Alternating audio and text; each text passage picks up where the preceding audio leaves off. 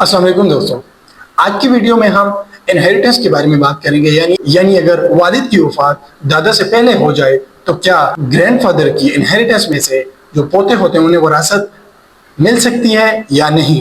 तो आज इसी टॉपिक के बारे में हम बात करने जा रहे हैं। वीडियो को लाइक और चैनल को सब्सक्राइब जरूर करें। चलते हैं डायरेक्ट टॉपिक की तरफ बगैर टाइम जाए किए। तो मैं आपको बताता चलूँ, इस टाइम पाकिस्तान के अंदर मुस्लिम फैमिली लॉ ऑर्डिनेंस 1961 नाफिजुल अमल है।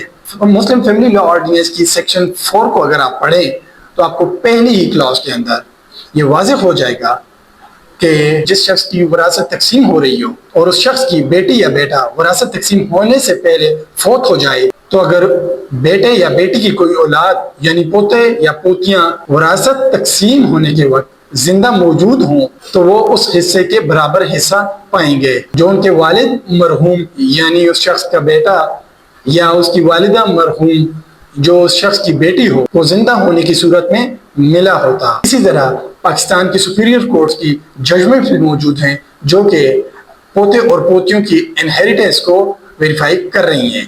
मैं आपको बताता हूँ, वो जजमेंट स्क्रीन के सामने पॉप आउट हो रही होंगी।